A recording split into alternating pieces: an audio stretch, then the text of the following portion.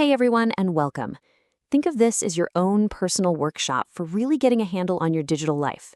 Over the next few minutes, we're not just going to talk about technology, we're going to build the skills to make it work for us. So let's get right into it. First things first, a quick gut check. And I want you to be really honest with yourself here. After you spent time scrolling, connecting, posting, how do you actually feel? Are you energized? Or are you kind of drained? Your answer to that question is the key that unlocks everything we're about to explore. And that brings us to our core concept for today, digital wellness. Now, it's a huge myth that this means you have to quit social media or, throw your phone away. It's not about restriction at all. It's about putting yourself back in the driver's seat, making sure the technology is serving your goals and your well-being. So here's our game plan. We'll start by taking a look at our own digital footprint. Then we'll learn how to navigate some common online dilemmas. We'll actually design a personal wellness plan. And finally, we'll see why this whole thing is really a team sport. Let's get started. All right, let's jump into our first practical exercise. It is time to take a look in that digital mirror because honestly, we can't change our habits until we really understand them. So let's start by just examining the digital trail we all leave behind. Let's do a quick mental inventory right now. First, what platforms do you use all the time? Next, what's your best guess for your daily screen time? And listen, this isn't about judgment, it's just about awareness. But here's the most important question. Why do you use them? Is it for real connection, for entertainment? Understanding your why is absolutely the critical first step. Okay, now let's go a little deeper. Think about this statement for a second. I feel anxious when I can't access my phone. On a scale of 1 to 5, where do you think you land? Just reflecting on questions like this one starts to reveal that powerful, sometimes hidden, connection between our tech and our emotions. This analogy of wet concrete is just perfect. It's so easy to believe that deleting something makes it disappear, but that's really a misconception. With things like screenshots and data backups, pretty much anything we post has the potential to become permanent. The real takeaway here is to be intentional, to be thoughtful about the footprints we choose to leave. Okay, so we've looked inward. Now let's turn that awareness outward. It's time to tackle some of those common but really tricky online dilemmas. This is where we get to sharpen our critical thinking skills. Before we look at a specific dilemma, we have to get this core concept down. It's the highlight reel.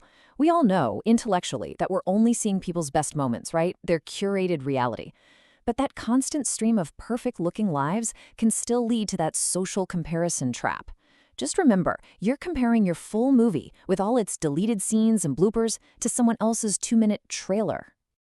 So let's apply this thinking to a situation that feels all too real for a lot of us. The group chat dilemma. Imagine you're Alex. You're in a group chat and your friends start making fun of another student. You feel like it's wrong, but you're afraid of being kicked out or, being called too sensitive. What do?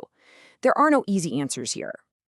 Let's break down the conflict here. For Alex, it's a total clash between personal values and that very real fear of social exclusion. For the group, they might honestly just see it as jokes and not recognize the harm they're causing. But the most important thing to see is that being a silent bystander, that's also a choice. The real challenge is finding a way to act as an ally that feels both authentic to you and safe. Fantastic. We've assessed our habits, we've analyzed a tough scenario, and now for the most empowering part of our workshop. Turning all of that insight into a personalized, practical plan. It is time to go from problem to action. This is our final project, the Digital Wellness Plan.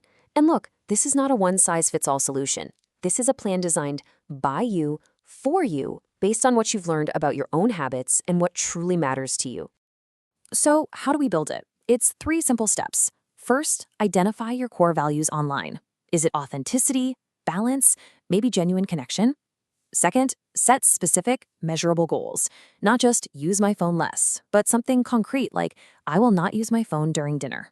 And third, your action plan. What exact steps will you take? Maybe it's unfollowing 5 accounts that just bring you down. Concrete actions are what create real change. Here's a really great way to think about it. You are the curator of your own feed. And just like a diet, yeah, you can have some junk food content that's just for fun, but you need to balance it with healthy food, accounts and content that inspire you, that teach you something, that actually nourish your mind. You have all the power to create a balanced digital diet for yourself. We're almost at the finish line. We've built our personal plans, but there is one last critical piece to this puzzle. This is not a solo mission. True, lasting digital wellness, it's a team sport. And this is why talking about these issues is so powerful. When we share our challenges and what's worked for us, we instantly realize we're not alone in this. It builds a support system. We can even create shared commitments, like a group pact to put phones away when we hang out, and hold each other accountable in a positive way. It transforms a personal goal into a shared practice, which makes it so much easier to stick with. So, if you remember just one thing from our time together today, let it be this. Digital wellness isn't a destination you just arrive at one day. It's an ongoing practice. It's about consistently making small, conscious choices that make sure your online life is a true reflection of your offline values and well-being. And so I'll leave you with this final question. Forget about a massive overhaul, okay? What is one small, totally achievable change you can commit to starting today? Because that first small step is always the most powerful one. Thank you for building these skills with me.